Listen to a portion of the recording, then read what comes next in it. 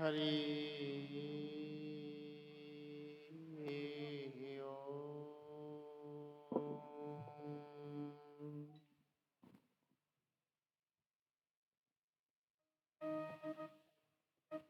गजाननं भूतगणादिसेवितं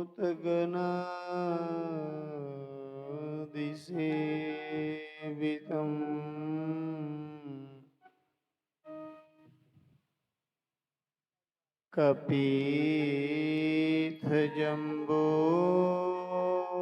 फलचारुभक्षणम्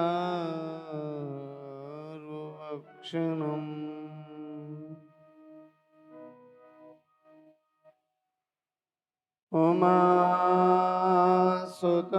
शोकविनाशकारकम् नमामि विघ्नेश्वर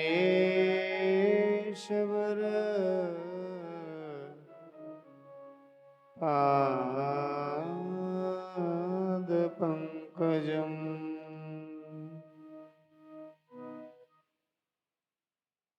ॐ श्री कृष्णाय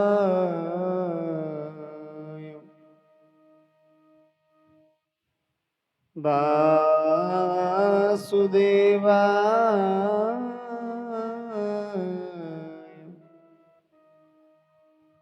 हरे परमात्मने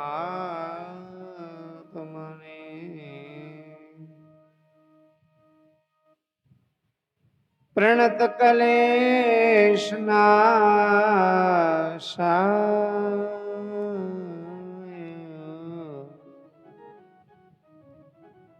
श्री गोविन्दाय नमो नमः।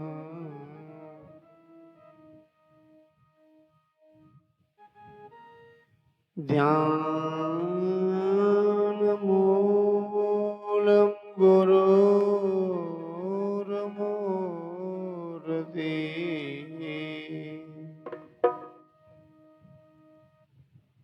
पूजामूलं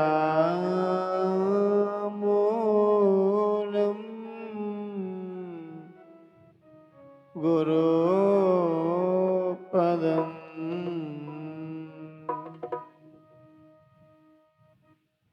मन्त्रमूलं गुरोर्वाक्यम्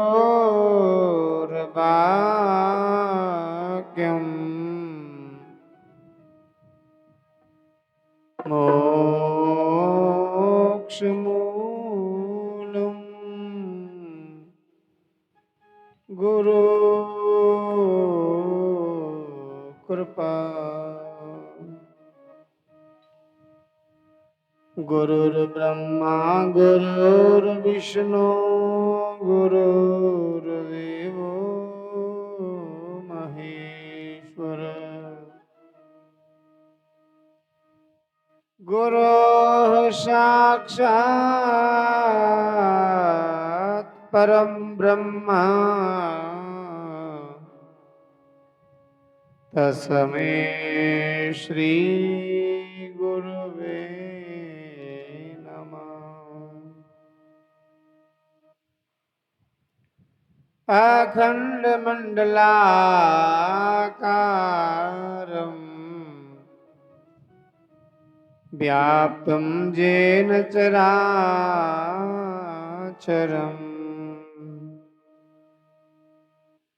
तत्पदं दर्शितं येन तस्मै श्री गुरुवे नमः।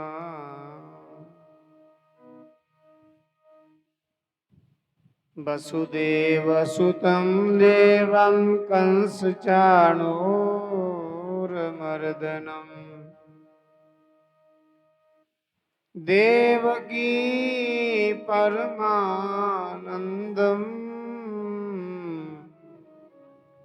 कृष्णं वन्दे जगद्गुरुम्।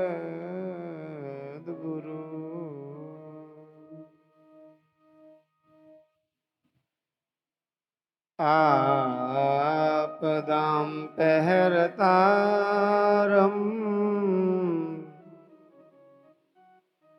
दातारं सर्वसंपदां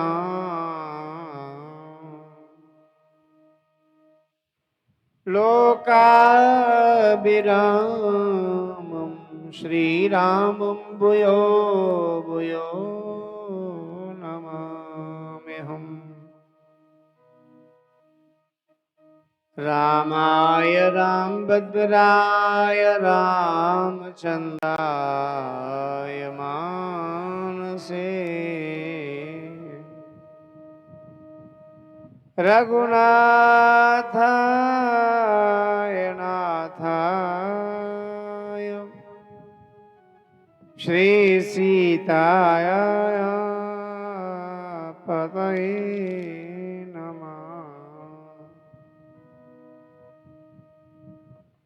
अतुलित बलधाम महेम शैलाबदेहम्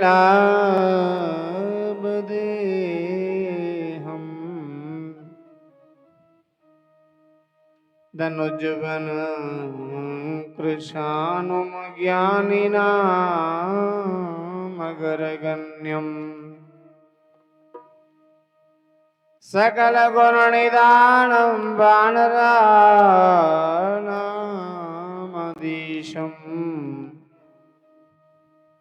रघुपति प्रिय भक्त बादजातं नमामि। बंसी विभूषित कराल नवनीर दावात पीतांबरा दरुण बिंब फलाद्रोष्ठात्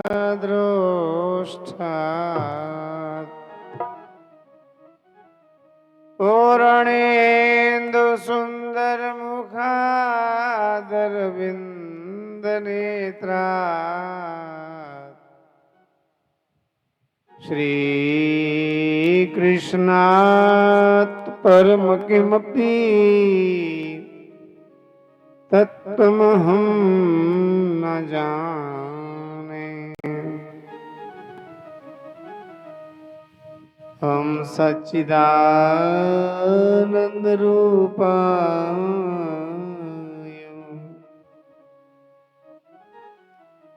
विश्वोत्पत्त्यादि हेतवे तापत्रय विनाशाय श्री कृष्णाय वयं नमः।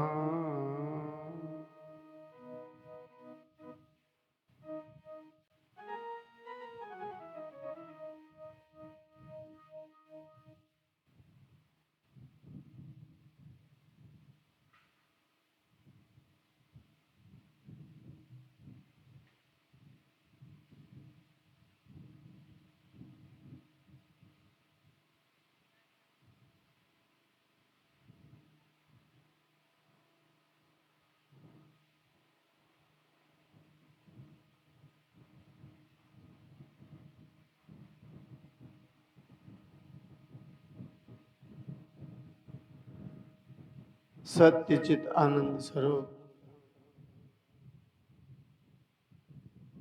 विश्व की उत्पत्ति पालन एवं संहार करने वाले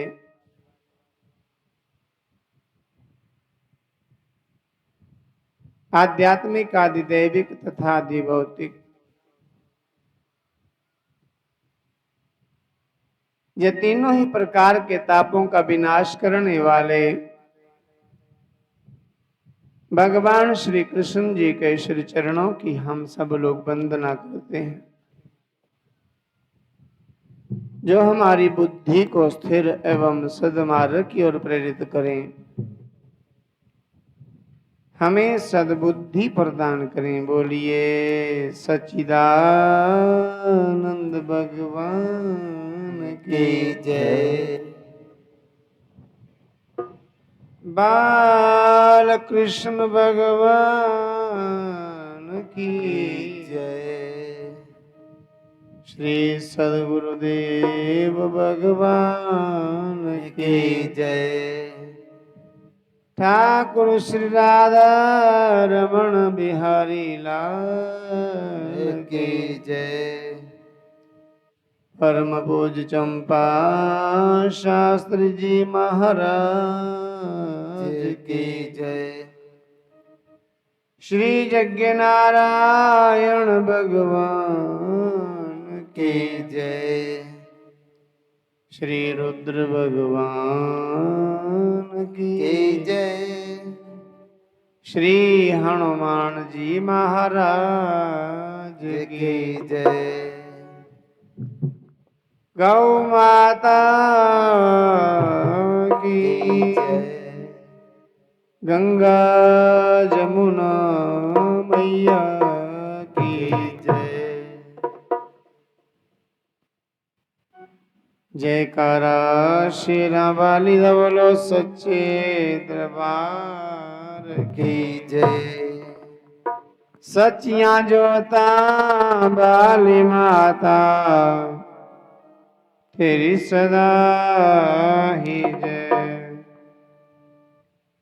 जय जय श्री राधे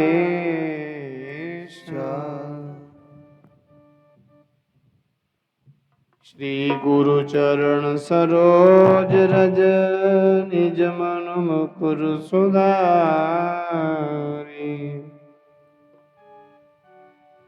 वरणं रघुवर विमल जसो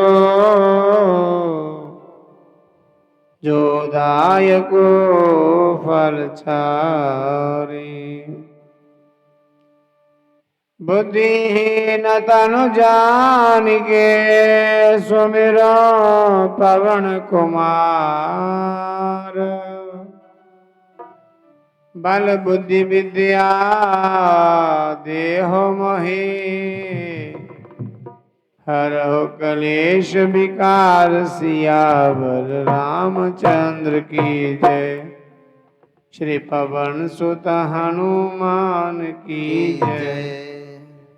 आए हुए सारी संगत की जय। अखंड ब्रह्मांड नायक चराचर जगतपति जगन नियंता पर ब्रह्म परमेश्वर सचिदानंद नंद नंदन यशोदा नंदन ठाकुर श्री राधा रमण बिहारी लाल जी के पावन चरणों में कोटिन बार साष्टांग दंडवत प्रणाम करते हुए परम पूजनीय प्रातः स्मरणीय पूज्य पाद श्री सद्गुरुदेव भगवान जी के श्री चरणों में कोटिन बार साष्टांग दंडवत प्रणाम करते हुए भगवान श्री यज्ञ नारायण को बारंबार कोटिन बार साष्टांग दंडवत प्रणाम करते हुए सर्वदेवमयी यज्ञेश्वरी गौ माता के श्री चरणों में कोटिन बार साष्टांग दंडवत प्रणाम करते हुए यज्ञ में विधिवत रूप से पूजन हवन करवा रहे पूज्य आचार्यगण संगीत के बंधुगण समस्त श्रोतागण स्नेहमयी वात्सल्यमयी ममतामयी मातृशक्ति सभी को व्यास मंच से वंदन करते हुए सभी का अभिवादन अभिनंदन करते हुए आओ हम सब लोग अपनी जीवा को पावन करने का प्रयास करते हैं। सभी बड़े भाव से बोलेंगे ठाकुर हमारे रमण बिहारी हम हैं रमण बिहारी के ठाकुर हमारे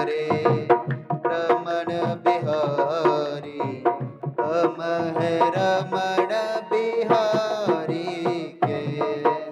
ठाकुर हमारे रमण बिहारी, हम हैं रमण बिहारी के।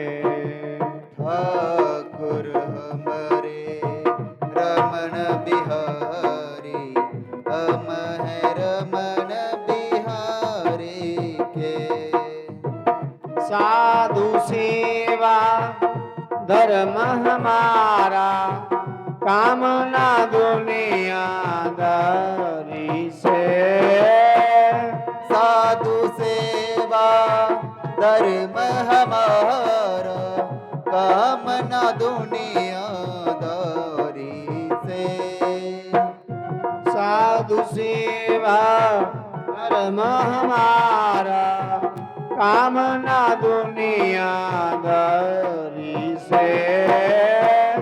साधु सेवा धर्म हमारा, कामना दुनियादारी से। गौ सेवा है धर्म हमारा, कामना दुनियादारी से। गौ सेवा है धर्म हमारा, कामना दुनियादारी से। गौ सेवा है धर्म हमारा, कामना दुनियादारी से। गौ सेवा है धर्म हमारा, कामना दुनियादारी से। कोई भला कहे चाहे बुरा कहे, हम हो चुके रमण बिहारी के। कोई भला कहे चाहे बुरा कहे, हम हो चुके रमण बिहारी के। हम हो चुके रमण बिहारी के, हम हो चुके राधा प्यारी के। हम हो चुके रमण बिहारी के, हम हो चुके राधा प्यारी के। हम हो चुके सदगुरु प्यारे के, हम हो चुके बख्शनहारे के। हम हो चुके सदगुरु प्यारी के, हम हो चुके बख्शनहारी के।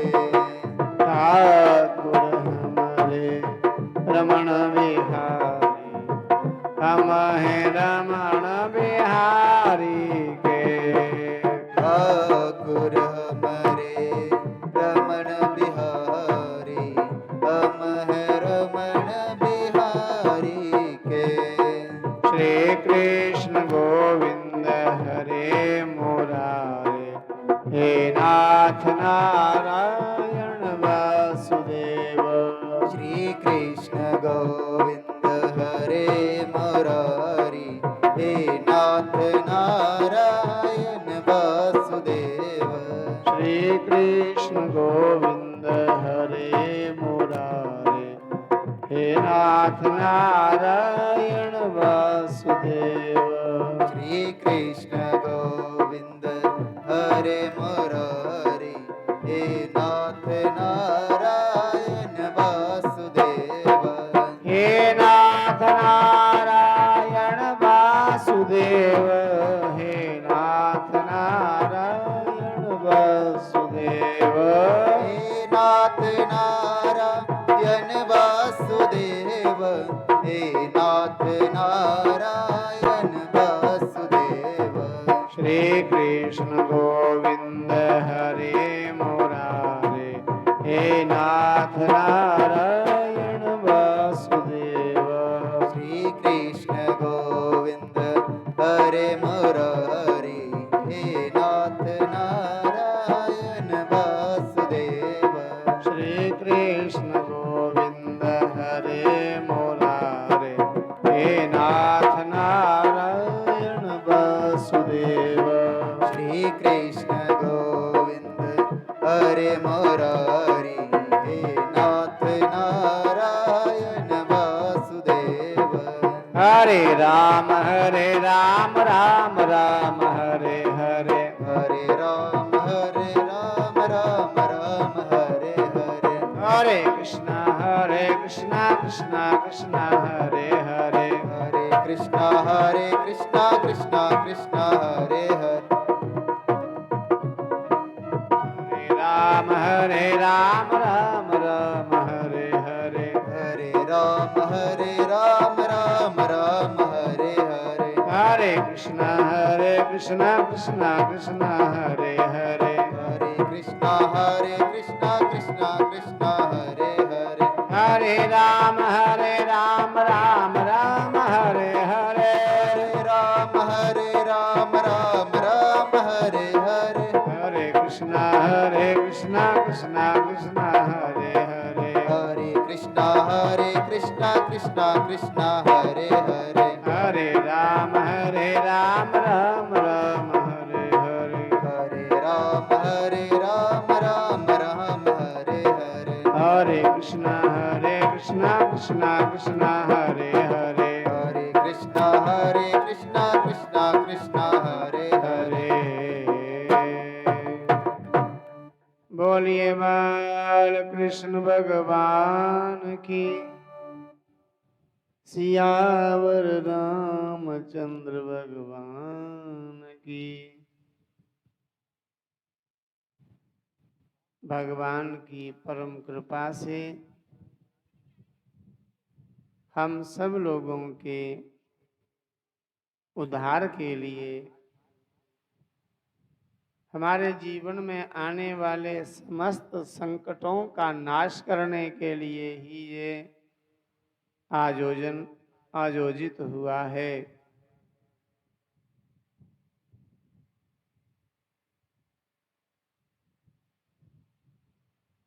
आयोजन होते रहे भगवान के, ऐसी प्रभु कृपा बनी रहे।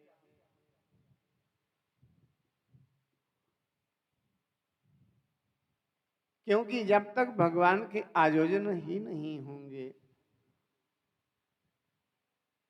तब तक हमारा कल्याण संभव नहीं हो सकता। ये जो अनुष्ठान है ना, ये जो कार्यक्रम है, ये कोई मनोरंजन नहीं है, ना ही ये कोई खेल तमाशा है।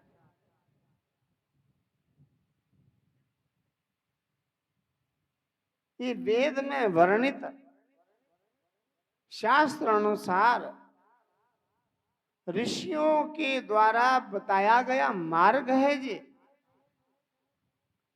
और इस मार्ग को अपनाने वाला कभी भी दुर्गति को प्राप्त नहीं होता।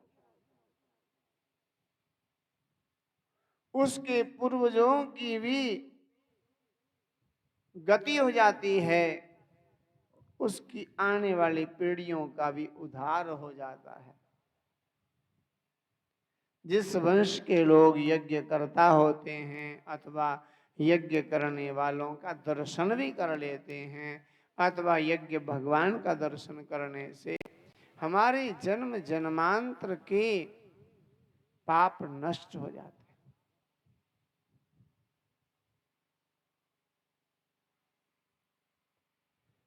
यज्ञ ही भगवान विष्णु, ये यज्ञ नहीं है, ये साक्षात भगवान विष्णु जी हैं। ऐसे आकार का दर्शन करना, जैसे मंदिर का दर्शन करना शुभकारी होता है, ऐसे ही किसी यज्ञ मंडप का दर्शन करना भी मंगलकारी होता है, शुभकारी, कल्याणकारी, लाभकारी होता है। इसमें कोई संदेह नहीं है। मंदिर बना करके उसका ऊपर घुमट घुमट क्यों बनाते हैं?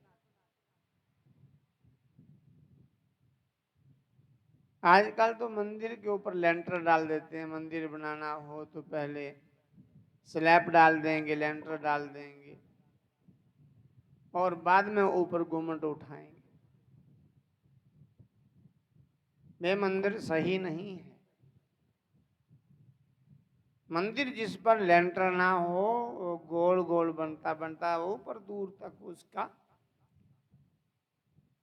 गुम्मट बने हो, ऊपर लास्ट में आखिर में जाके उसको जोड़ा जाए।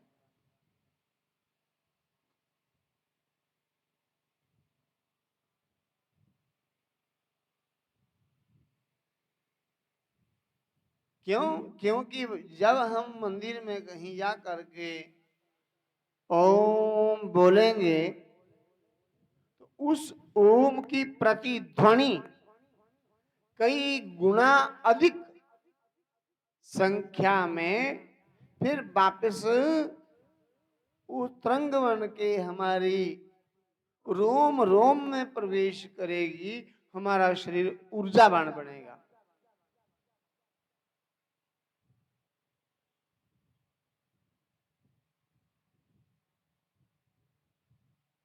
इसलिए मंदिर में या यज्ञ मंडप में आकर के भक्ति करने का, भजन करने का बहुत ही अधिक महत्व कहा है हमारे वेदों में, शास्त्रों में।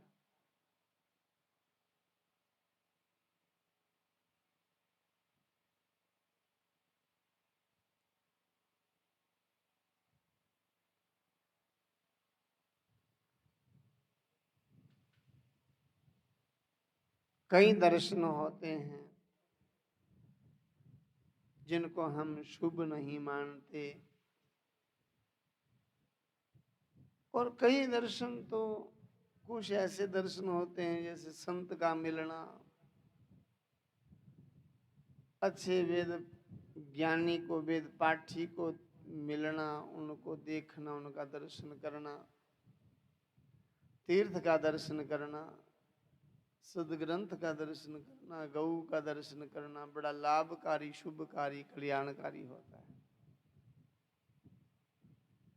ऐसी यज्ञशाला का दर्शन करना बड़ा ही मंगलकारी, कल्याणकारी होता है। गौशाला में जा करके गौ दर्शन करना बहुत ही अधिक कल्याणकारी होता है।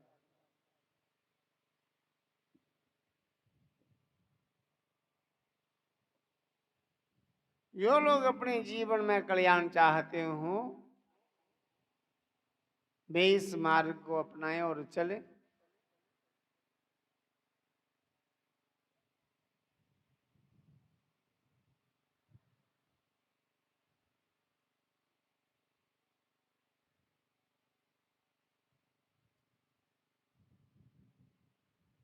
जिस भगवान की आज्ञा से सारा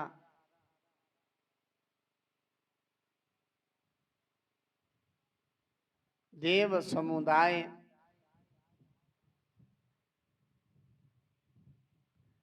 भगवान के इशारे की प्रतीक्षा में रहता है और देवता उसी कार्य में कार्यरत रहते हैं,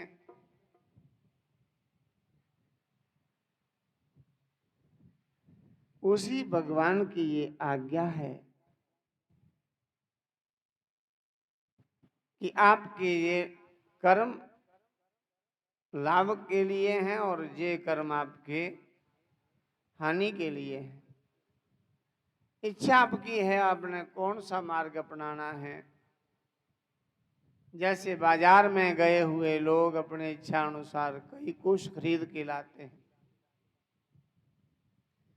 कोई फल सब्जियां लेने जाता है, जरूरत है फल जब सब्जियों की, घर में सब्जियां लाएंगे तो भोजन अच्छे से करेंगे। और कुछ लोग तो गंदगी उठा के भी लाएंगे, मांस मदिरा भी लाएंगे। कुछ लोग ऐसी वस्तुएं भी बाजार से लाते हैं जिससे हमारा पतन निश्चित ही होगा।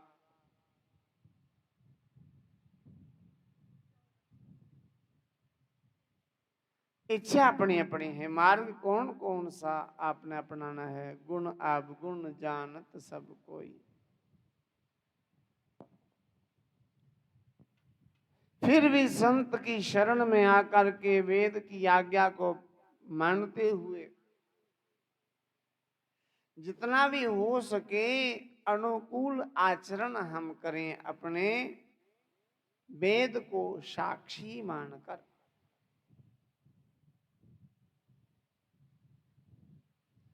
ये वेद की आज्ञा है।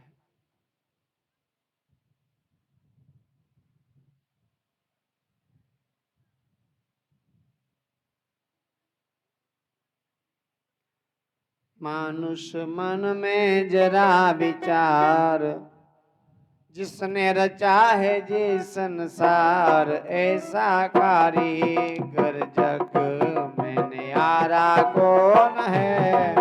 मानुष मन में जरा विचार, जिसने रचा है जे संसार, ऐसा कारीगर जग में न्यारा कौन है।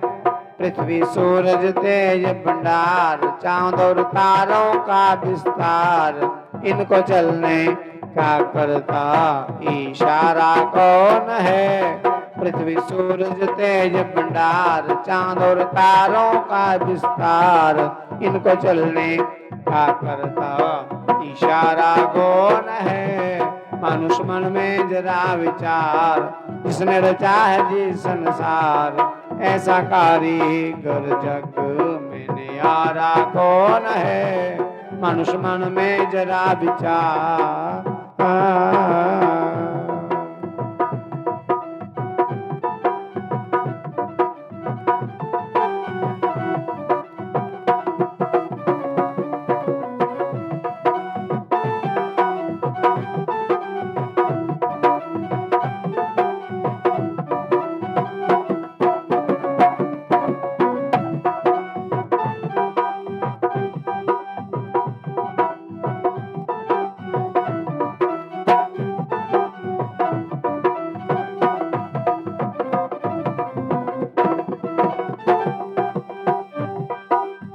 नीचे आसमान के हैं कौन से मुनारे खड़े।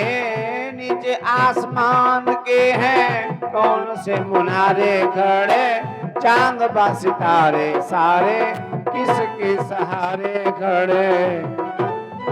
नीचे आसमान के हैं कौन से मुनारे खड़े। चांद बा सितारे सारे किसके सहारे खड़े। तो ऐसा इंजीनियर होशियार, इतना बड़ा तैयार बेकार, इन सारे बेसहारों का सहारा कौन है। मानुष मन में जरा विचार, जिसने रचा है जी संसार, ऐसा कारीगर जग में न्यारा कौन है। मानुष मन में जरा विचार।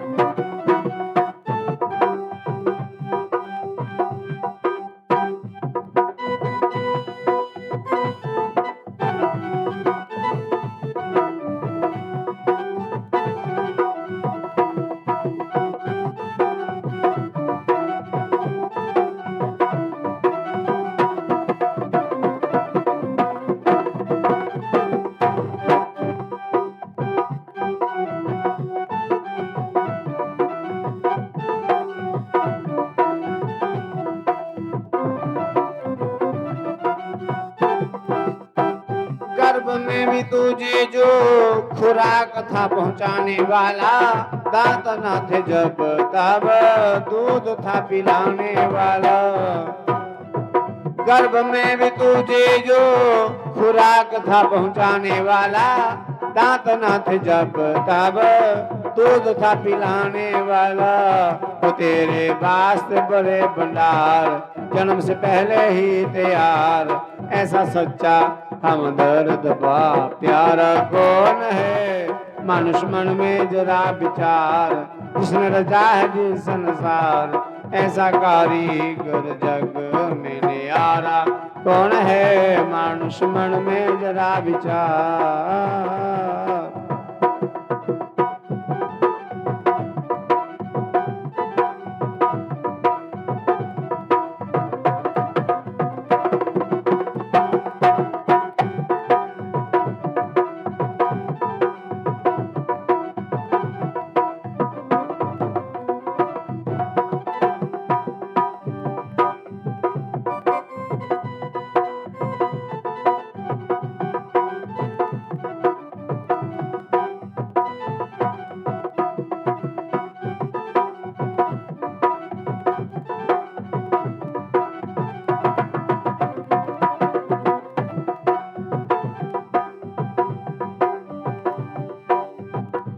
बेवफा अब तो उसे तू परवरदिगार कह दे। न था सिंह राम कृष्ण चाहे तो करतार कह दे।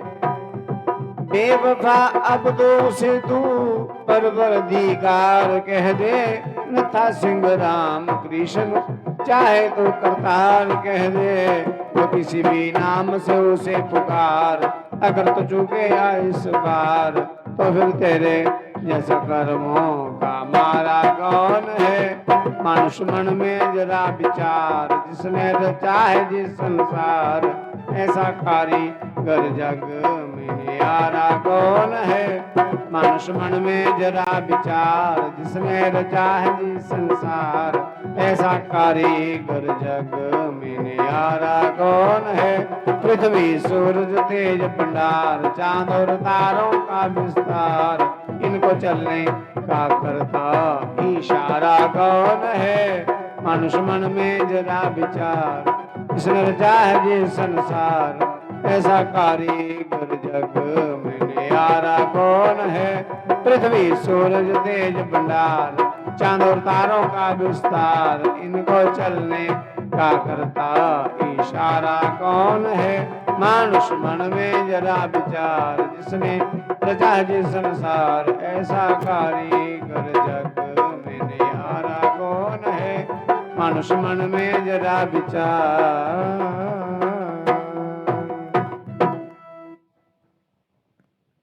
इसके इशारे से सूर्य कभी भी लेट नहीं होते, देर नहीं करते, कभी छुट्टी नहीं करते। जिनका अथाह प्रकाश है, जिनकी उष्णता का कोई भी ठिकाना नहीं है, कितनी गर्मी है उनमें, कितना तेज है, उनका तेज कोई सह नहीं सकता। ऐसे परम शक्तिशाली सूर्य नारायण जिनकी आज्ञा का पालन करते हों, वे स्वयं कितना शक्तिशाली होगा।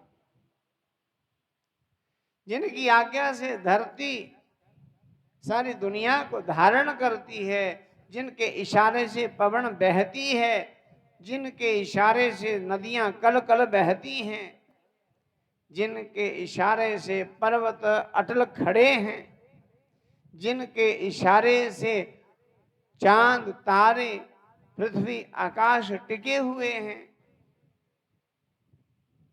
क्या उस भगवान की कोई सत्ता नहीं है, कोई महिमा नहीं है।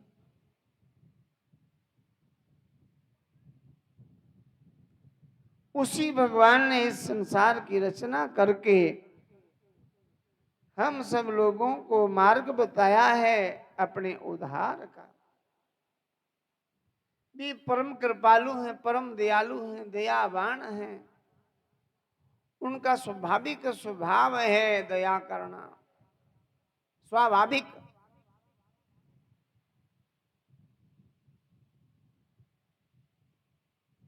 भगवान के सिवाय इस दुनिया में किसी का भी अच्छा स्वभाव नहीं हो सकता।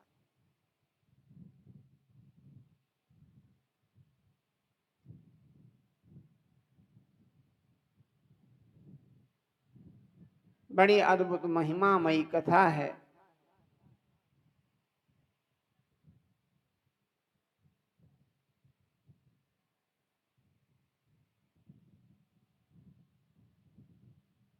एक बार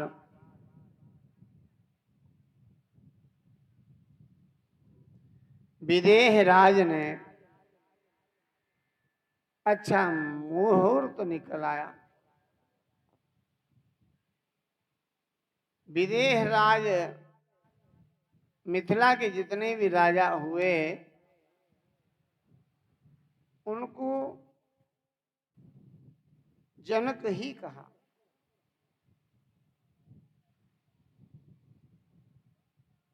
जैसे सीता जी के पिता उनको भी राजा जनक ही कहते हैं, किंतु उनका असली नाम जनक नहीं है। राजा जनक का असली नाम है क्षीरध्वज। याद रखना, राजा जनक के छोटे भैया का नाम है कुशध्वज। उनकी भी दो पुत्रियां हैं, श्रुतकीर्ति और मांडवी। और राजा जनक की तो एक ही पुत्री है।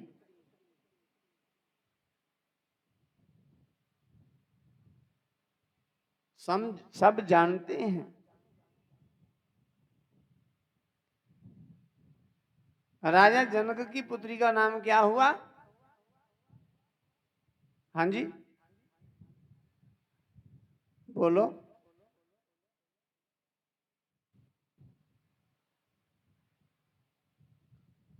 कई लोग बोलते सीता।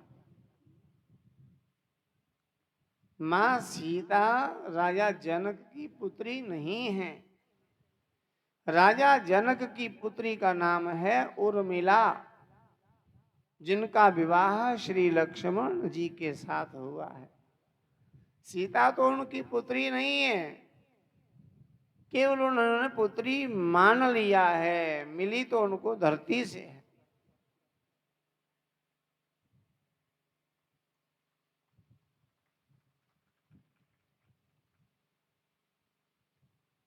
पर एक बड़ी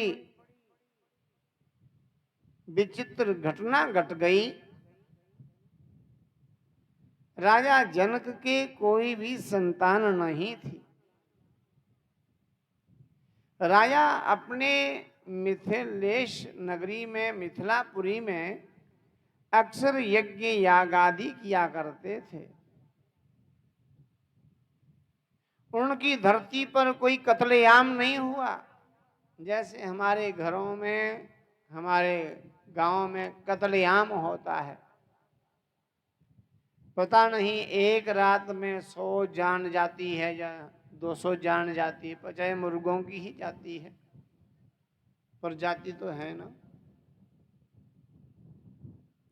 बकरे की जान गई चाहे मुर्गे की जान गई, जान तो गई ना।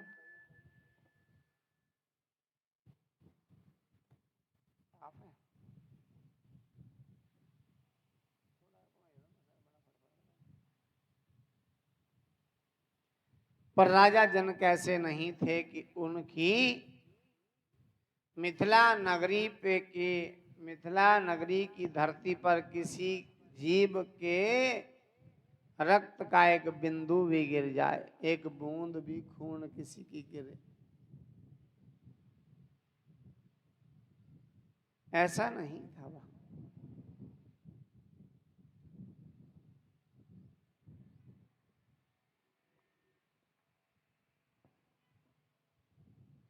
राजा जनक की धरती पर खूब यज्ञ याग आदि हुआ करते थे। अत्याचारी रावण ने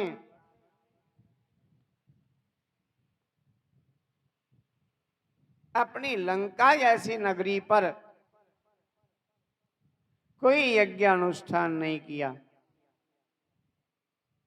क्योंकि वे लंका नगरी है। वहां पता नहीं कितने करोड़ों जीवों की प्रतिदिन बलि लगती थी, हत्या होती थी।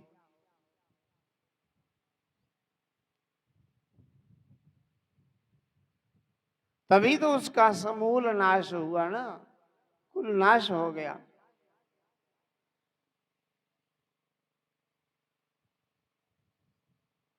अपने कुल को बचाने के लिए ही यज्ञ कर्म करना चाहिए,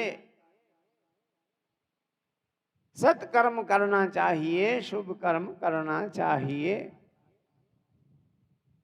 क्योंकि जैसा करेंगे कर्म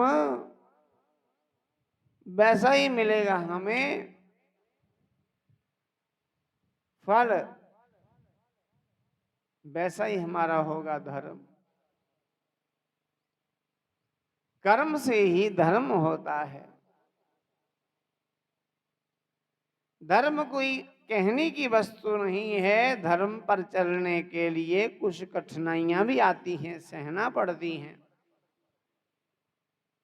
कठिनाई है कुछ नहीं वैसे।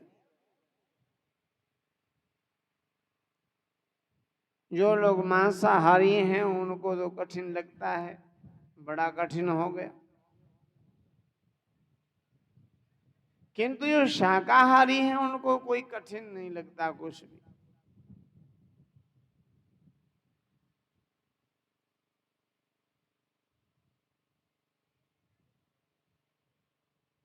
मांसाहारी को मांस भक्षण करने के लिए नहीं मिले तो वे उदास हो जाएगा।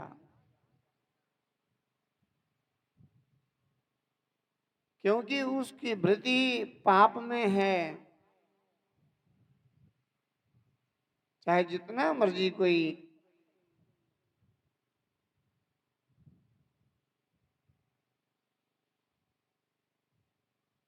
पुण्य करे, सत्कर्म करे, भजन करे, किंतु जिसके अंतःकरण की शुद्धि नहीं हुई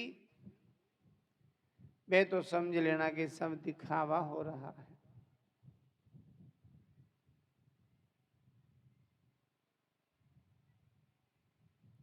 राजा रावण ने अपनी धरा पर अपनी लंका जैसी नगरी जो भगवान शिव के द्वारा निर्माण की गई है, रावण के पिता विशर्वा ने इस लंकापुरी की पूजा करवा करके वहां रावण को बसाया है। बसे हुए तो वहां कुबेर जी थे, किंतु रावण ने अपने बड़े भैया कुबेर से लंका छीन ली। क्योंकि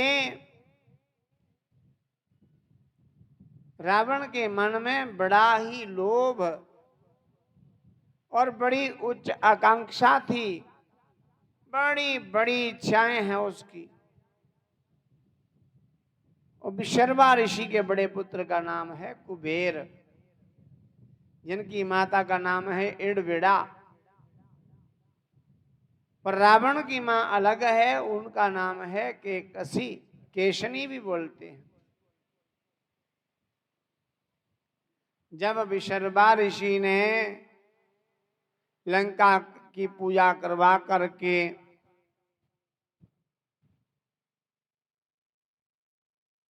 बसने को कहा कि शिव भगवान भोलेनाथ को उनके गृह निवास का गृह प्रवेश करवाया कि आपका घर है, हम स्वस्ति वाचन शांति पाठ करके वेद मंत्रों का पाठ करके इस नगरी की पूजा करवाते हैं और आप सकुशल इस नगरी में रहो।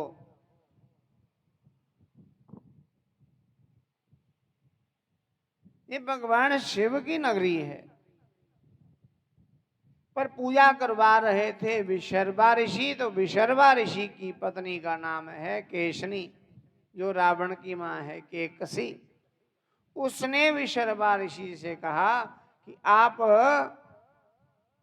दक्षिणा में भगवान बोले बाबा से कुछ भी नहीं मांगना। जब भगवान कहेंगे गृह प्रवेश की दक्षिणा क्या दूं, तो तब मुझे बोलना, मैं मांग लूंगी दक्षिणा। हाँ, पण तुम देखने पण तय नहीं करने के दी। फिर कहा दक्षिणा मंगने बारी केकसी ने टोक राई बिशरबा ऋषि की लंका के मंगीला और दक्षिणा के करनी है। ये बड़ी अच्छी नगरी है, बड़े अच्छे अच्छे महल हैं। तो मां पार्वती ने शाप दे दिया कि बसेंगे आप भी नहीं, आपका परिवार भी नहीं बसेगा यहाँ। बेटंगा लालच लोभ जड़ा वो भी नाश होने तक निशानी है। बेटंगा लालच लोभ जड़ा ना मता लोभी आदमी जड़ा है वो अपने घर नहीं सवारदा, अपने घर की बर्बादी करी उड़दा है। कुछ दी सब्जी त्रोड़ी ली जाती, कद्दू खुंडिया ली जाता, तनखड़ियां ली जांदियां चोरियां। एक माई दसा दी है अद्धा घीया लिया कोई वड्डी है बेला कनो अद्धा राउंड दिता। मैं ये थोड़े ते रखिया होना भी तुस भी बनाई लो सब्जी। मैं देखो कदिया बंदा घरा का चाकू छुरियां पलाइया गए उन्हें पूरा नहीं त्रोड़िया, अद्धा अद्धा वड्डी लिया, अद्धी डुंडली उत्थे रही। श्री राम जय राम। तो मता लालच लोभ जड़ा है ये भी पतन दी निशानी है। श्री राम जय राम। श्री राम जय राम।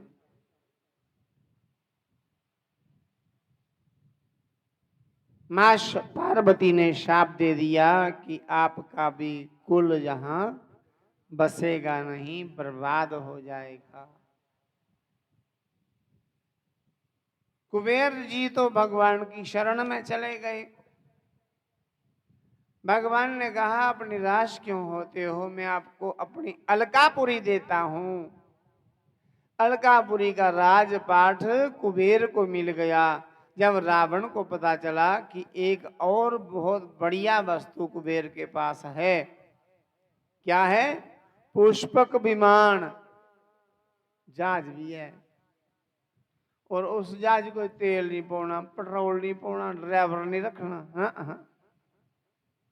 और उस जहाज की खासियत यह है जिन्ने लोग वो बही जान फिर भी वो सीटां तो खाली गै रहिंदियां। जिन्ने मर्जी लोग वो चढ़ी आन, जिन्ने मर्जी लोग बैठी आन उस जहाज बिच सीटां मुड़िया दो खाली रहिंदियां। मतलब वो ऐसा इच्छाधारी जहाज है, विमान है कि वो जिन्नी दुनिया बधदी जा इन्ना वो बड़ा हुंदा जांदा, जिन्ने लोग घट हो जाने इन्ना निक्का हो जांदा। जो रावण ने मां सीता का हरण किया तो उसलै वो लगता है बड़ा लौका जिहा जहाज है, पुष्पक विमान। पर जो राम जी रावण की मारिए वापस अयोध्या की लगे आउन तो सारी के बानर सेना जी पुष्पक विमान पर बैठी है। किन्नी किन्नी सेना ही? बोलो जय श्री राम। किन्नी सेना ही?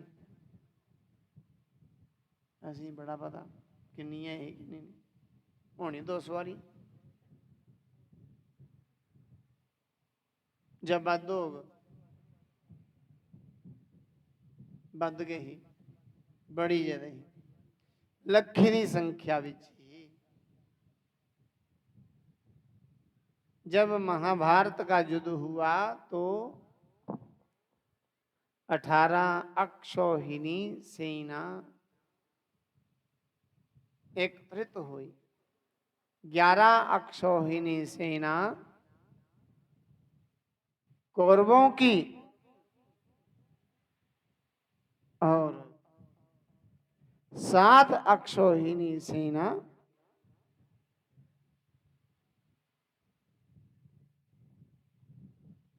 पांडवों की। अर्थात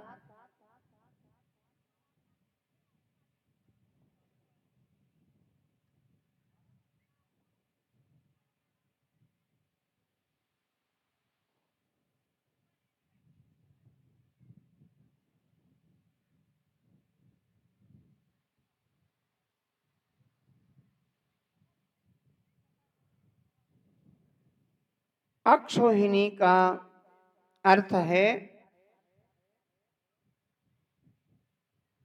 जिसमें 21,817 रथ हों। कितना? 21,817 रथ।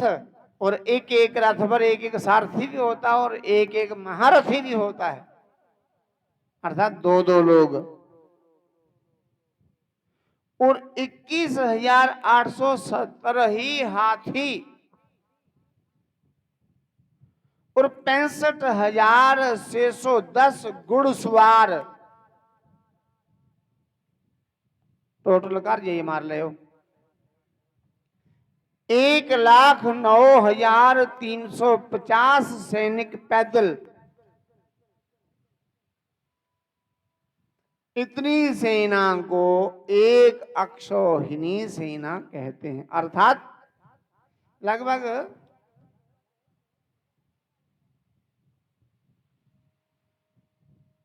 2.25 लाख लोगों को एक अक्षौहिणी कहा गया है।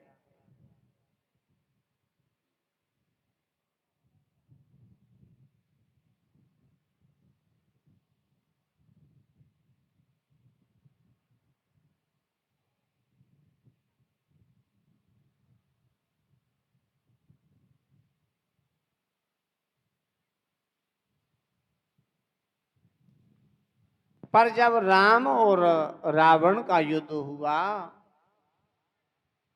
तो इसकी संख्या बड़ी ज्यादा थी।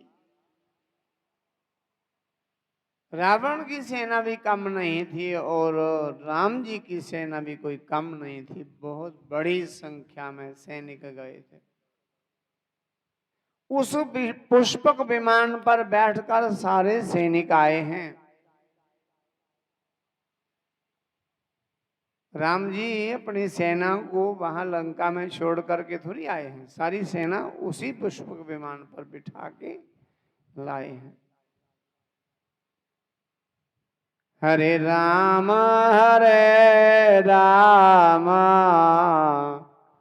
राम राम हरे हरे।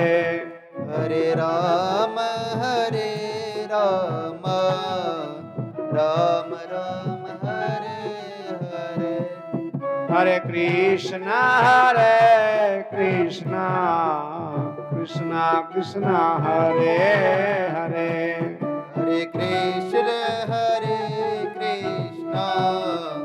कृष्णा कृष्णा हरे हरे। हरे राम राम राम हरे हरे। हरे राम राम राम हरे हरे। हरे कृष्णा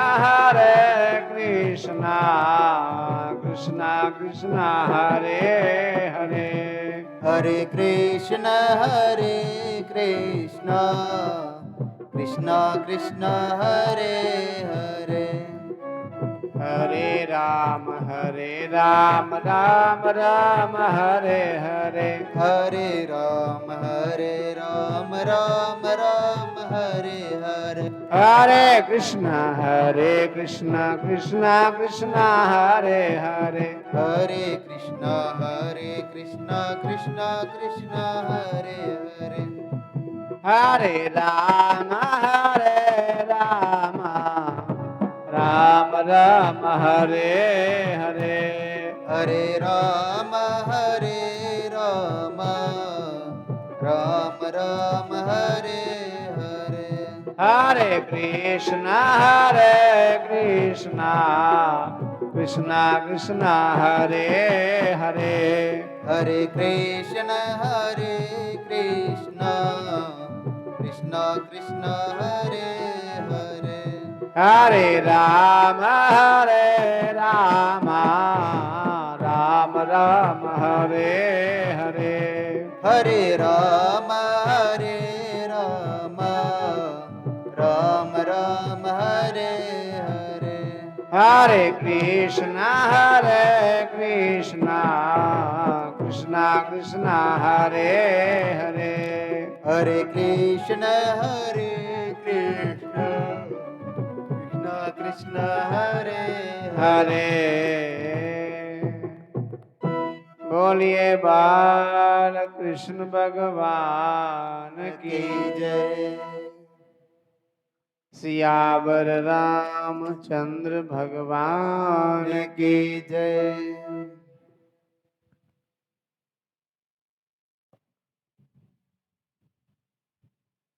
तो रावण ने आक्रमण करके कुबेर से पुष्पक विमान भी छीन लिया, खोई लिया।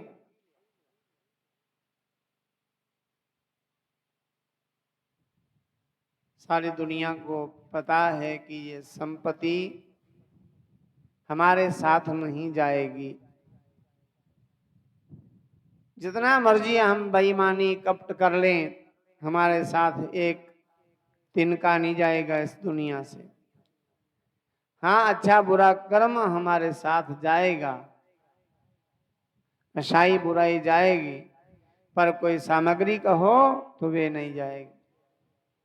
ये धन दौलत, ये मकान, ये पैसा, ये वैभव कुछ भी नहीं जाएगा। मकान गांव मोहल्ले कॉलोनी में रह जाएगा। दुकान जो है रोड साइड बनी रह जाएगी। और पैसा रुपया ट्रंकों में या बैंकों में पड़ा रह जाएगा। माल मवेशी, गाय भैंस बकरी, ये तो खूंटे से बंधी रह जाएंगी। और हमारे घर की स्त्रियां घर द्वार तक रोए पीटेंगी। और जो भाई बंधु हैं पुरुष, वे शमशान घाट तक रोते चिल्लाते जाएंगे। तो हमारा शरीर जो है जो चिता तक ही साथ देगा, किंतु हमारा जो किया हुआ अच्छा बुरा कर्म है ये हमारे साथ ही चलेगा। इधर मतलब तुझे कथा सुना दियो, बड़े मान लिया ना। मैं सोचा तो सही दियो, जागे दियो तुझे ना। हाँ ठीक, अच्छी गल। श्री राम जय राम,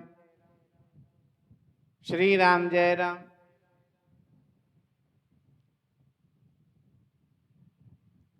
हमारे साथ हमारा कर्म जाएगा। रावण ने ऐसा कर्म कर दिया, लालच में आकर के किसी की लड़की को ले आए, मंदोदरी को भी जबरदस्ती ले आए, अपने पुत्र मेघनाथ के लिए भी लड़की नाग लोक से ले आए। मेघनाथ की पत्नी नाग कन्या है, अर्थात वे लक्ष्मण की ही बेटी है, शेष नाग की पुत्री है।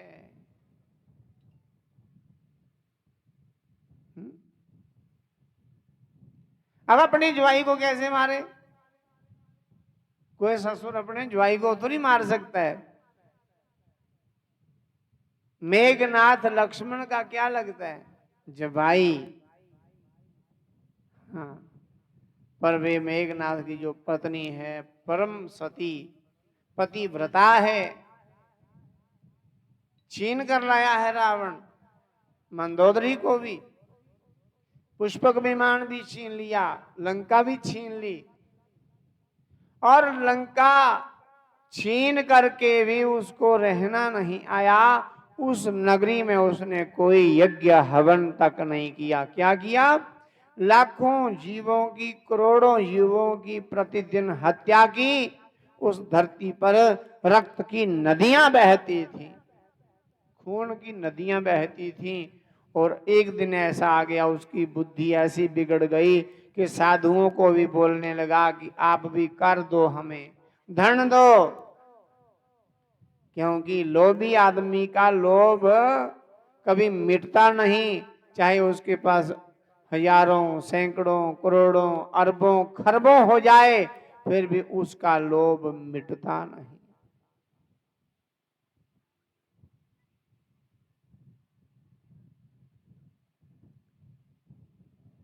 जिनका लोभ मरा माया मरी,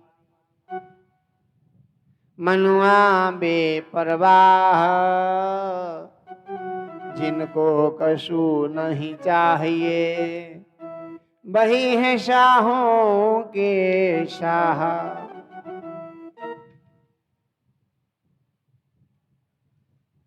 लालच गया चाहत गई, मनुआ बेपरवाह, जिनको कछु नहीं चाहिए, वही शाहों के हैं शाह। किसी की वस्तु को कभी भी लेने की मन में नहीं ठान लेना कि दूसरे की वस्तु मुझे प्राप्त हो जाए, दूसरे का धन मुझे मिले, दूसरे का वैभव मुझे मिले, दूसरे की जमीन मुझे मिले, दूसरे का सोना चांदी मुझे मिले, दूसरे की बेटी मुझे मिल जाए। यही तो चोर हैं दुनिया में। बाद में माता पिता कैसे भी विवश हो करके बेटे बेटी की शादी करवाएं, कैसे भी करें, पर जो जबरन जबरदस्ती किसी के मन को आहत करके उसकी संपत्ति को पाना चाहता है, धरती पर वही असुर कहलाता है, वही तो धरती का राक्षस है।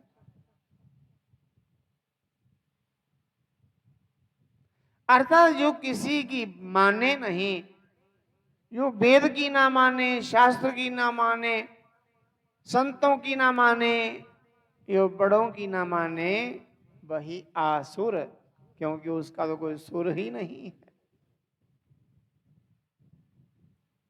तो रावण असुर कहलाया और उसने उस धरती पर लंका पर उसने कोई यज्ञ कर्म नहीं किया, कोई हवन जानता था ये भी नहीं कि यज्ञ का महिमा या यज्ञ का महत्व नहीं जानता, जानता है, बड़ा विद्वान है, 4 वेदों का ज्ञान है, कंठस्थ है उसको वेद शास्त्र।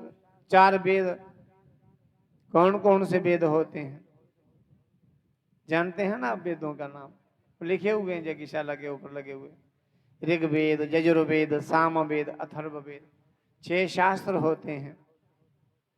वैशेषिक शास्त्र, मीमांसा शास्त्र, सांख्य शास्त्र, दर्शन शास्त्र, योग शास्त्र, ये सब शास्त्र हैं।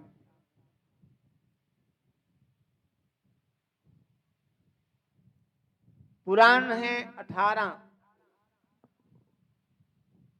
श्री ब्रह्म वैवर्त महापुराण, श्री कुरुम महापुराण, श्री ब्रह्मांड महापुराण, श्री लिंग महापुराण, श्री पद्म महापुराण, श्री स्कंद महापुराण, श्री बराह महापुराण, श्री शिव महापुराण, श्री ब्रह्म महापुराण, श्री मार्कंडेय महापुराण, श्री विष्णु महापुराण, श्री शिव महापुराण, श्री मार्कंडेय महापुराण, श्री अग्नि महापुराण, श्री मद भागवत महापुराण, श्री नरसिंह महापुराण, ये 18 पुराण हैं।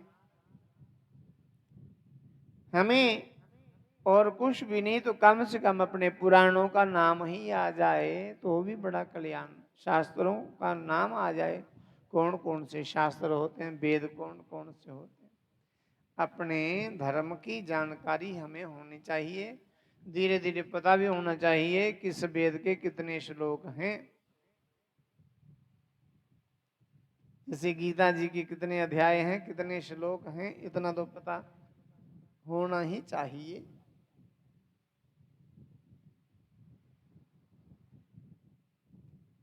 तो रावण ने क्या किया, ऋषियों को कहा कि आप कार दीजिए।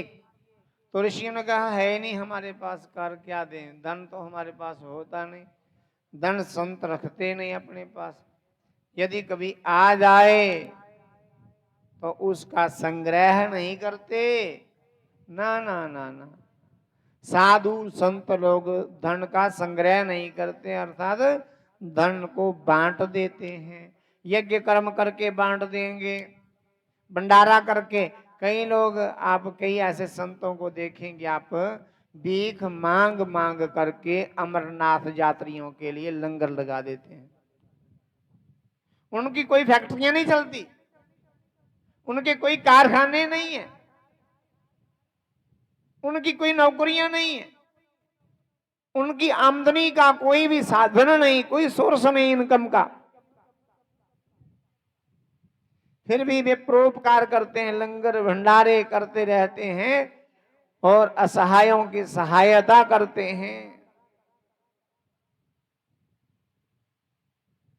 परोपकार उनके हृदय का एक अंग हो जाता है।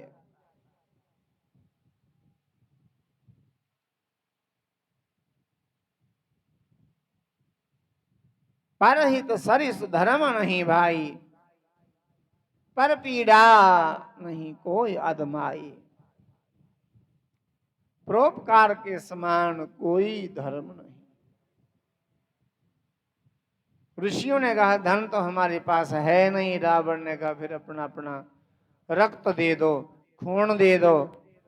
तो ऋषियों का खून निचोड़ करके जब मटके भर लिए तो ऋषियों ने कहा या रावण, यही खून तेरे लिए कुल का नाश करने वाला बनेगा, इसी रक्त से तेरे कुल का सर्वनाश हो जाएगा। तब रावण ने कहा इस खून से मेरा नाश होगा, ये मैं खून रखूंगा ही नहीं अपने पास, ये मैं जनकपुर में जाके धरती में गाड़ देता हूं। धरती दबी उड़न में जिस धरती सदा जागों दे, सदा जागों दे, कोई जीव हत्या नहीं होंदी, कोई जीव हिंसा नहीं होंदी ही। आजकल तो साढ़े घरें च भी इयां बड़े देवते ऐसे बनाए दे, अपने घर फोटो बड़े शैल लाए दे, ताकड़े सारे कमरे बड़े शैल शैल भगवान दियां फोटो लाई दी। पर जिस दिन आवे दिहाड़ी ते उस दिन अड्ड गड़काने चाढ़े होंदे असें अपने चुल्हे च।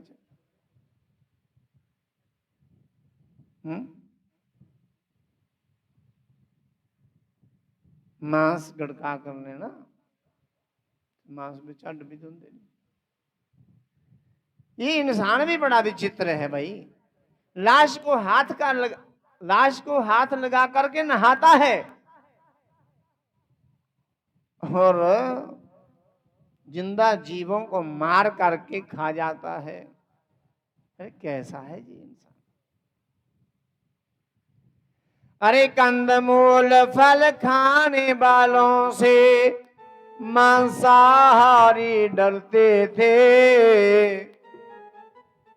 कंदमूल फल खाने वालों से मांसाहारी डरते थे, पुरुष जैसे शूरवीर को नमन सिकंदर करते थे, पुरुष जैसे शूरवीर को नमन सिकंदर करते थे, पुरुष जैसे शूरवीर को नमन सिकंदर करते थे।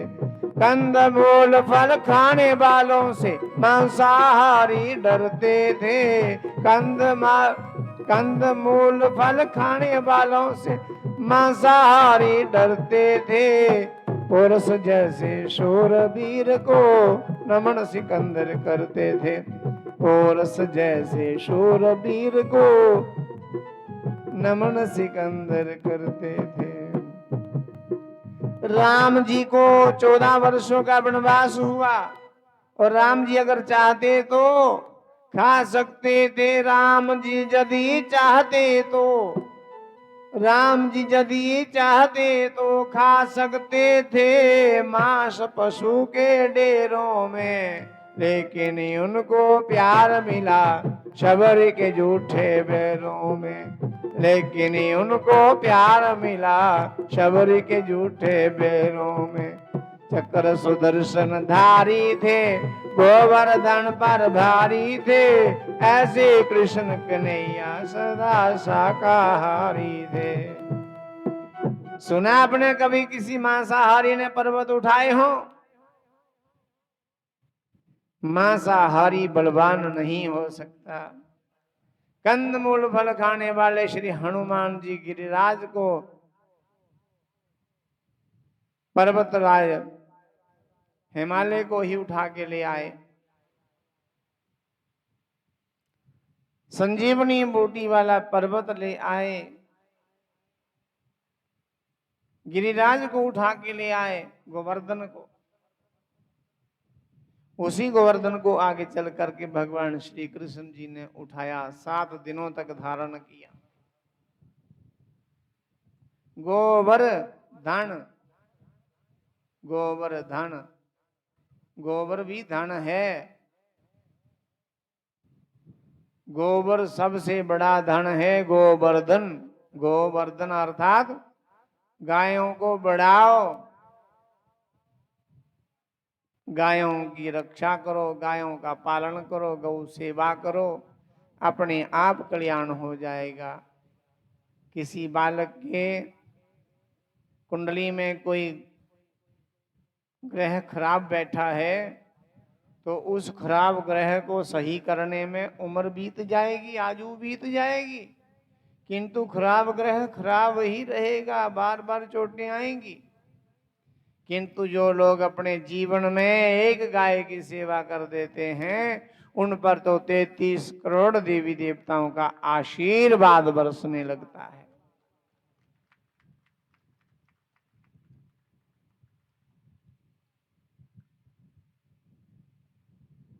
श्री राम जय राम,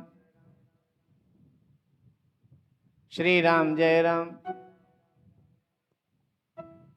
श्री राम जय राम।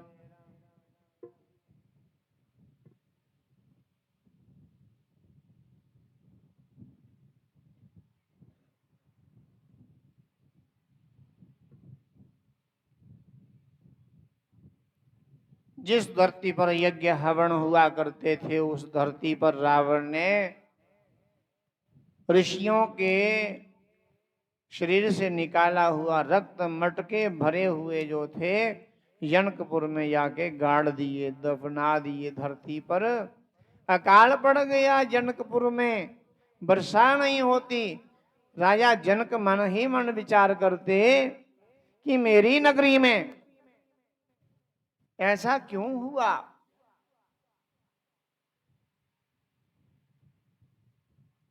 मेरी नगरी में ऐसा क्यों हुआ, मैंने तो कोई पाप अत्याचार नहीं किया, फिर मेरे राज्य में इतना अकाल क्यों पड़ा। तो उन्होंने महापुरुषों से विचार विमर्श किया, महापुरुषों से मंत्रणा की, तो पता चला राजा को कि हल चलानी पड़ेगी।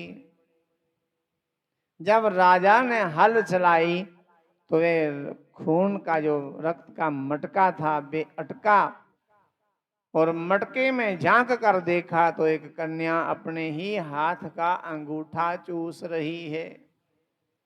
राजा की प्रसन्नता का कोई ठिकाना नहीं रहा। राजा उस कन्या को अपनी गोदी में लेकर के घर आ गए और रानी सुनैना की छाती में दूध उतराया। ये बड़ी दिव्य घटना घट गई। जन्म नहीं दिया बेटी को, पर दूध अपने आप उतर गया। धरती पे जन्म लेने वाली माँ सीता ने माता सुनैना की छाती का दूध पिया, और वही माँ सीता जो ऋषियों का खून थी, आगे चल करके रावण के कुल नाश का कारण बन गई। माँ सीता के कारण ही रावण का आज समूल नाश हुआ। माँ सीता के कारण नहीं, उसका जो कर्म बुरा कर्म था, उस कर्म के कारण उसका समूल नाश हो गया। श्री राम जय राम, श्री राम जय राम।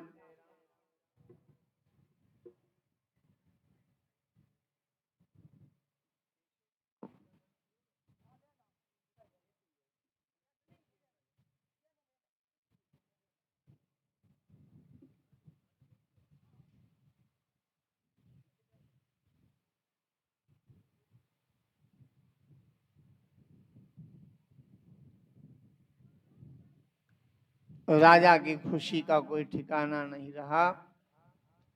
राजा ने उस धरती पर, अपनी मिथिला नगरी पर एक बड़े यज्ञ का आयोजन अनुष्ठान रख लिया। क्यों? क्योंकि इस धरती पर यज्ञ ही हुआ करते थे। तो आज रावण ने या पता नहीं किस असुर ने इस धरती पर रक्त के मटके गाड़ दिए। ये धरती अशुद्ध अपवित्र हो गई। इस धरती को पवित्र करने के लिए, शुद्ध करने के लिए यहाँ यज्ञ होना चाहिए। राजा जनक जी ने गुरु वशिष्ठ जी को आमंत्रित किया और बड़ा अच्छा लगन मुहूर्त था।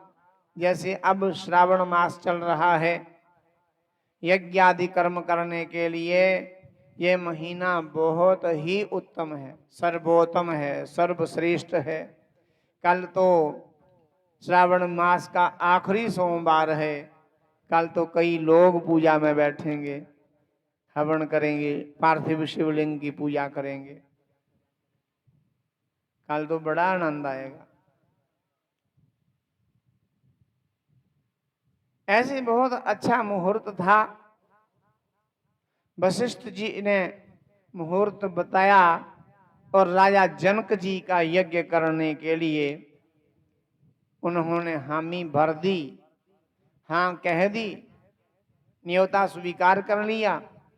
और उधर देवलोक में देवता रावण के अत्याचार से परेशान होने लगे और रावण को पराजित करने के लिए देवताओं ने कहा हमारी देव शक्तियां कम होने लगी हैं, कोई यज्ञ होना चाहिए। यज्ञ करने के लिए बहुत अच्छा मुहूर्त था। जैसे ये महीना है ना, लोग तो कह रहे वर्षा ऋतु है, कोई अच्छे मौसम में होता यज्ञ।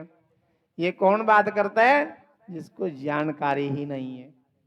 तो एकदम मानव तो है पर एकदम कोरा कागज है, उसको पता ही नहीं इस महीने में क्या होता है, क्या करना चाहिए। इस महीने में यज्ञ की बड़ी महिमा है। चतुर लोग कभी मौका चूकने नहीं देते, मौके का फायदा लेते हैं, लाभ लेते। ना जाने कौन सा श्वास हमारा अंतिम श्वास होगा, ना जाने कौन सा कदम हमारा आखिरी कदम होगा, पता नहीं कौन सी हमारी आखिरी रात होगी, कौन सा हमारा आखिरी पड़ाव होगा, कहाँ हमारे जीवन का अंत निश्चित है। इसलिए अच्छे दिनों की प्रतीक्षा करते करते जीवन से ही हाथ धोना पड़ गया तो फिर कब करोगे? कल करो, कल करे सो आज कर शुभ कार्य, कल करे सो आज कर, आज करे सो अब, पल में परले आएगी फिर करेगा कब। ये पक्का तो है नहीं कि हम 100 साल तक पूरा पक्का हम जिएंगे, 100 साल के बाद ही हमारी मृत्यु होगी, ये पक्का नहीं है।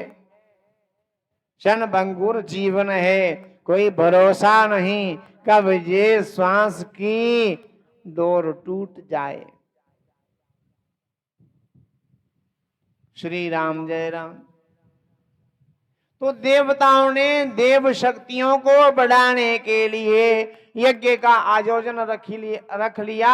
उसी मुहूर्त को, जो मुहूर्त राजा जनक के यज्ञ का था, उसी दिन मुहूर्त निकाल लिया देवताओं ने। अब यज्ञ किससे कराएं? सारे लोग यज्ञ थोड़ी करवा सकते हैं। नहीं नहीं नहीं, यज्ञ की पूजा की विधि विधान बड़ा लंबा चौड़ा होता है। संपूर्ण विधि होती है यज्ञ में। और किसी प्रकार से हम घर में पूजा पाठ करेंगे तो संपूर्ण विधि नहीं हो सकती, किंतु यज्ञ में संपूर्ण विधि हो जाती है। तो देवता बड़े चतुर, उन्होंने भी वशिष्ठ जी को आमंत्रित किया। देखो कथा बड़ी विचित्र है ये। वशिष्ठ जी ने कहा मैंने राजा जनक जी का आमंत्रण स्वीकार किया है, निमंत्रण स्वीकार किया है, उनका न्योता मुझे आ चुका है और राजा जनक का यज्ञ मुझे ही करवाना है। तब इंद्र आदि देवताओं ने प्रार्थना की कि हम अपने देव बल से आपको यहाँ से ले जाएंगे स्वर्ग में और देव बल से आपको फिर छोड़ देंगे। आप हमारा केवल यज्ञ शुरू करवा देना, यज्ञ प्रारंभ करवा देना, फिर आगे के लिए यज्ञ का कार्य किसी और दूसरे विद्वान को सौंप देना, किसी दूसरे ऋषि को सौंप देना, पर हमारा यज्ञ जो है वह आपके द्वारा ही आरंभ होना चाहिए। तो वशिष्ठ जी ने ये बात राजा जनक से नहीं कही, बिना कहे ही इंद्र का भी निमंत्रण स्वीकार कर लिया और वशिष्ठ जी चले गए देवलोक में इंद्र का यज्ञ आरंभ कराने के लिए। उधर प्रतीक्षा करते रह गए राजा जनक। कौन से राजा जनक? राजा क्षेरध्वज प्रतीक्षा करते रहे। राजा क्षीरध्वज हैं सीता माता के पिताजी। उनके छोटे भाई का नाम है कुशध्वज और राजा क्षीरध्वज राजा जनक के पिता हैं राजा निमि, उनको भी जनक ही कहते हैं। राजा निमि भी जनक हैं क्योंकि जो भी जनकपुरी का राजा बनता है ना, मिथिला नगरी का जो भी राजा बनता है उसको जनक ही बोलते हैं। जनक का अर्थ होता है पालन करने वाला, अर्थात जो जनकपुरी के राजा हुए ये इन्होंने प्रजा का पालन किया है, अर्थात प्रजा का शोषण नहीं किया, प्रजा को परेशान नहीं किया, प्रजा को प्रताड़ित नहीं किया। ये राजा निमि की बात है। राजा निमि राजा जनक जो हैं उन्होंने जो यज्ञ किया उस यज्ञ में प्रतीक्षा करते रहे कि गुरु वशिष्ठ जी नहीं आए, वशिष्ठ ऋषि नहीं आए, यज्ञ प्रारंभ कैसे होगा, कैसे आरंभ होगा, बिना आचार्य के यज्ञ आरंभ नहीं हो सकता।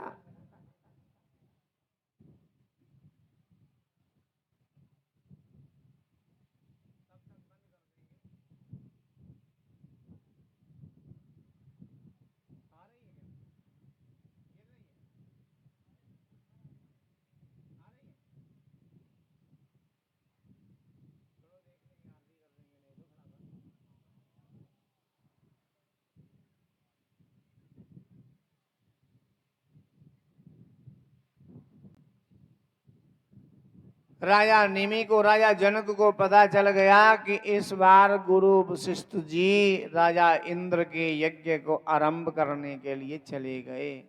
तो धीरे धीरे राजा जनक को अर्थात राजा निमि को क्रोध आने लगा। पर वशिष्ठ जी ने देवराज इंद्र से कहा था कि मुझे मुहूर्त रहते हुए राजा जनक के यज्ञ में पहुंचाना पड़ेगा आपको, क्योंकि राजा जनक का यज्ञ भी मुझको ही आरंभ करना है। मुहूर्त रहते रहते ही गुरु वशिष्ठ जी राजा निमि के यज्ञ में आ गए, पहुंच गए। पर राजा निमि को क्रोध आ चुका था और क्रोध के आवेश में राजा निमि ने गुरु वशिष्ठ जी को मरने का शाप दे दिया। हे ऋषिवर, आपके अंदर भी लालच आ गया, लोभ आ गया, ज्यादा दक्षिणा की लालच में आपने देवराज इंद्र का भी यज्ञ कराना स्वीकार कर लिया, उनका निमंत्रण स्वीकार कर लिया। जाओ, मैं शाप देता हूं, आप मर जाओ, मिट जाओ, मर मिटो। मतलब कि लालच जो है आदमी को मिटाता है, ये मिटने की बात है। जब वशिष्ठ ऋषि को शाप दे दिया राजा निमि ने मरने का, तो वशिष्ठ ऋषि ने भी कहा मैं मुहूर्त रहते रहते यहां पहुंच चुका था। जो आदमी देवताओं के काम नहीं आए तो उसका तो जीवन ही व्यर्थ है। देवों के भी काम आना चाहिए, ये देव कार्य है, ये भी होना चाहिए। वशिष्ठ ऋषि ने कहा, बिना विचारे, बिना समझे, बिना मेरे भाव को समझे मुझे आपने शाप दे दिया मरने का, मैं भी तुम्हें मरने का ही शाप देता हूं। मरते मरते गुरु वशिष्ठ जी ने राजा जनक को भी मरने का ही शाप दे दिया। अर्थात राजा जनक कौन से? जो राजा निमि थे। राजा निमि की मृत्यु हो गई, उधर गुरु वशिष्ठ जी की मृत्यु हो गई। जितने लोग यज्ञ में आए हुए थे सब परेशान हो गए कि ये अच्छी बात नहीं हुई। इतना बड़ा यज्ञ प्रारंभ हुआ और उस यज्ञ में इतना बड़ा विघ्न आ गया। यज्ञ कर्म ही सारे जगत के कल्याण के लिए होता है, और कल्याणमय यज्ञ में विघ्न आ गया तो अर्थात पूरी प्रजा को परेशानी हो जाएगी, कोई बहुत बड़ी महामारी फैल जाएगी। जैसे अभी ये कोरोना नाम की महामारी फैल गई। कोई भी यज्ञ अनुष्ठान जब कोई प्रारंभ हो जाए आस पड़ोस में, तो उसको सफल करने का पूरा जोर लगाना चाहिए, एड़ी चोटी का जोर लगा देना चाहिए उसको सफल करने के लिए। तन से, मन से, अन्न से, धन से, कैसे भी हो, कितना भी परिश्रम हो, उसको सफल करने का ही संकल्प लेना चाहिए। क्योंकि आस पड़ोस में यदि कोई यज्ञानुष्ठान अधूरा रह जाए तो प्रजा में बहुत बड़ी भारी महामारी फैलती है। अर्थात इतना असाध्य रोग लगेगा जिससे प्रजा का ही नाश होगा, प्रजा को बड़ा कष्ट होगा। सारे देवों ने मिल करके गुरु वशिष्ठ जी को अमृत पिला करके, अमृत की उसके उनके ऊपर जल की बूंदें बरसा करके, अमृत छिड़क करके, अमृत पिला करके गुरु वशिष्ठ को जिंदा कर लिया। मरने के बाद गुरु वशिष्ठ जिंदा हुए हैं। उधर सबने मिलकर के कहा राजा निमि भी प्रजा पालक हैं, क्योंकि मिथिला के जितने राजा हुए इन सब राजाओं को जनक ही कहा है, ये प्रजा पालक हैं। इसलिए ऐसे राजा का मरना अच्छा नहीं है। हाँ, कोई दुष्ट राजा मरे तो 100 बार मरे, किसी को क्या चिंता, पर प्रजा पालक राजा नहीं मरना चाहिए। इसलिए सबने एकजुट होकर के राजा निमि, जो राजा जनक था, उसको भी जिंदा करने का एक संकल्प किया और अमृत पिलाने लगे। अमृत का जल छिड़काव, अमृत छिड़कने लगे तो आकाशवाणी हुई। राजा निमि बोलने लगे कि मुझे जिंदा नहीं करो, मैं जिंदा होना नहीं चाहता, क्योंकि जिंदा होने के बाद फिर मुझे मरना ही पड़ेगा।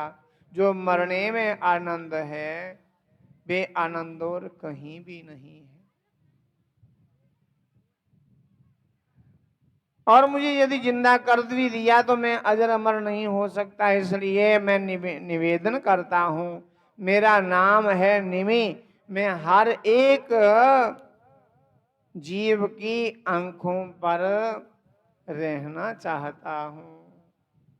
पलकों पर, जो आदमी आंख मिचौली करता है ना, आंख मिचता है, खोलता है, बार बार पलक झपकता है, इसी को निमि कहा है।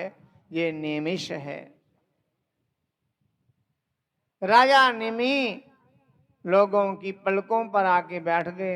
हो सकता है पहले पलकें खुली की खुली ही रहते होंगी, पलक नहीं झपकते होंगे लोग।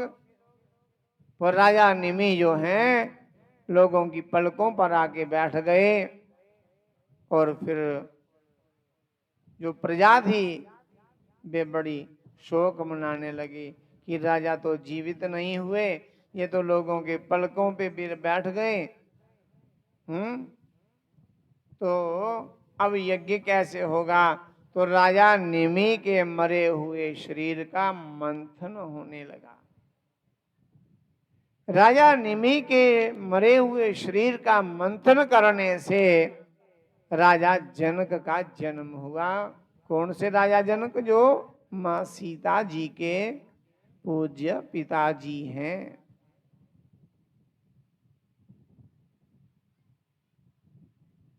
राजा जनक जिनका प्रादुर्भाव एक मरे हुए निर्जीव शरीर से प्रकट हुए हैं और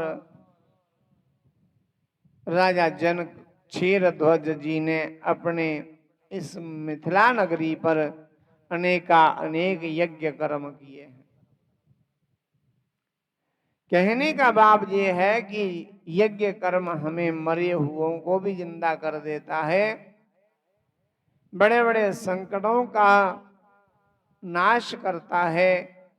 यज्ञ में डाली गई हवन की आहुति से हमारे शरीर के कई रोग मिट जाते हैं और हम अपने इच्छा अनुसार इस संसार में कोई भी शुभ कार्य सत्कार्य करने का संकल्प लें तो उसमें सफल हो जाते हैं।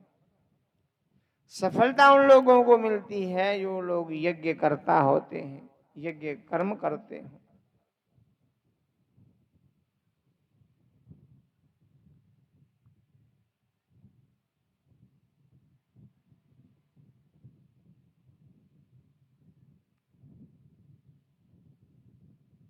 बाकी और तुम्हारे साथ कुछ जाने वाला नहीं। 2 दिन का जग में मेला, सब चला चली का खेला।